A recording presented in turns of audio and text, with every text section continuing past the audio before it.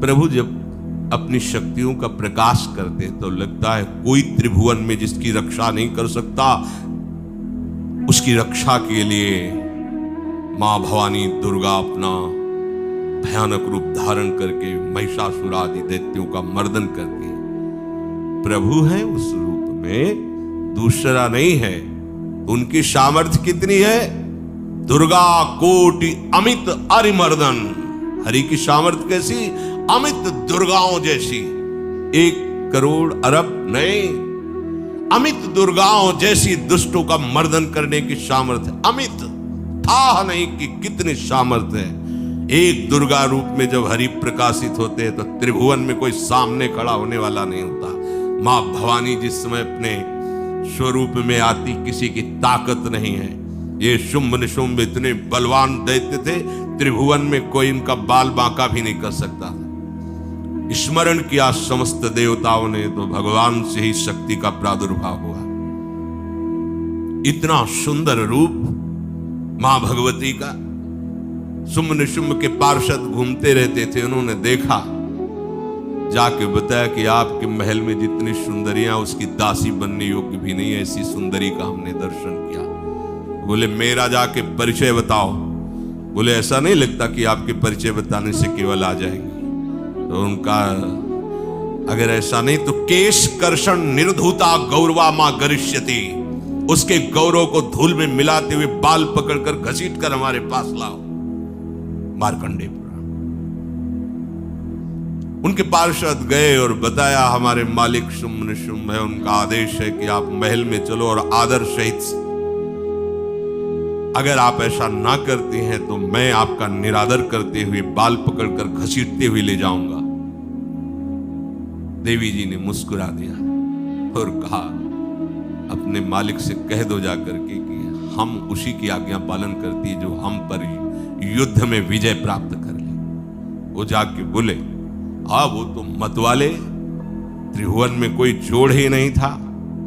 आए और उद्दंडता पूर्वक वचन बोलने लगे। माता जी ने कहा तब तक बोल ले जब तक मैं मधु का पान कर रही हूं। बस ये पान करते ही तेरी जीवन लीला समाप्त हो जाएगी। ऐसा ही हुआ।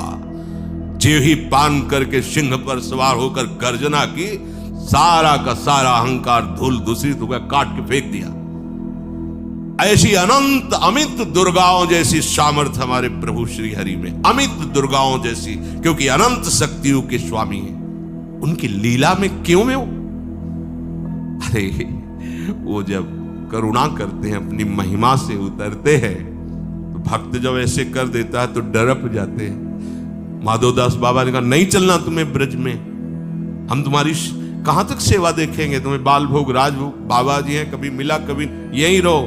वो बाबा आपके बिना नहीं रह सकते। दोबारा बोल नहीं पाए जगन्नाथ। ये सुन करके हृदय बलिहार होता है। ओ ऐसे सामर्थ्यशाली प्रभु अपने भक्त के प्रेम प्रणय पर भी कितना डरते हैं।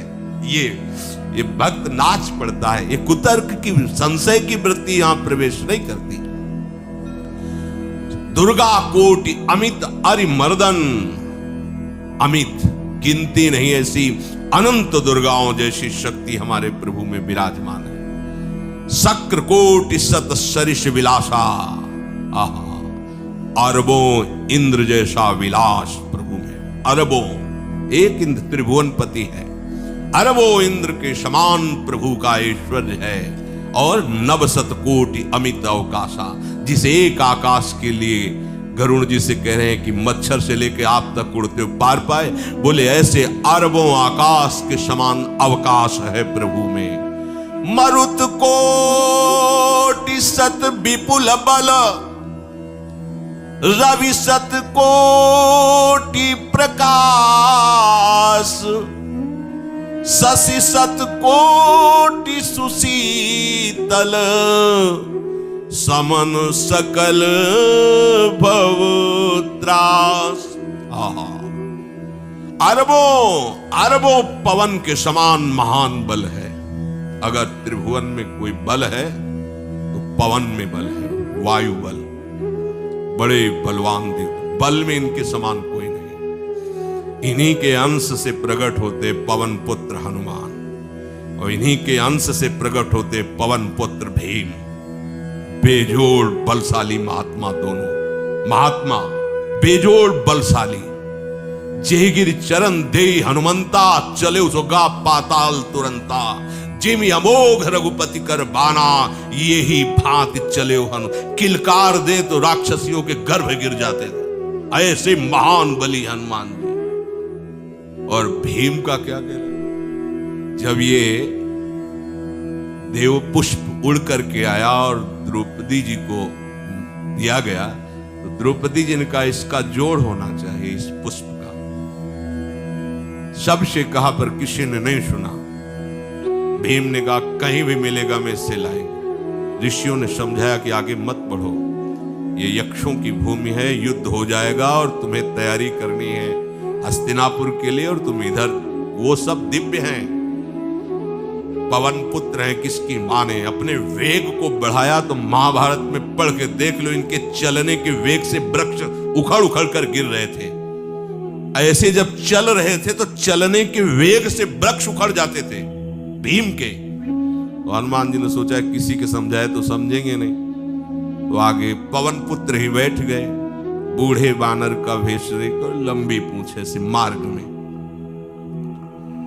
मर्यादा है, किसी पशु को भी नहीं लांघना। विवेकवान उपासक ऐसा नहीं कि कोई सो रहा है पशु भी आप उसे लांघ जाए, ऐसा नहीं। जो विवेक है, जो मर्यादा है, वैसे किसी सोते हुए को लांघना नहीं चाहिए। उन्होंने कहा है वृद्ध बानर ये अपनी पूंछ हटा ले और मार्ग दे दे, इस समय मैं विशेष कार्य के लिए जा रहा हूं। तो उनका जब कह ही दिया है वृद्ध, तो आप समझ ही रहे होगे कि वृद्ध में क्या ताकत होती। अब मेरी ताकत पूंछ हटाने की नहीं रह गई है, आपने तो वृद्ध ही कह दिया है, तो आप समझ रहे हो ना, आप पूंछ हटा लीजिए। कहा हमारी आज्ञा की अवहेलना करे, ऐसे उठी नहीं, दोनों हाथ लगाया, नहीं उठी, पूरी ताकत लगा दी। पवन पुत्र भीम की पूरी ताकत लग गई, पूछ जरा से भी नहीं। हाथ जोड़ के खड़े बोले हम समझ गए हमारे बड़े भ्राता आप हनुमान जी हैं, क्योंकि ऐसा कोई बानर सृष्टि में पैदा नहीं हुआ कि मैं उसकी पूंछ ला हिला सकूं।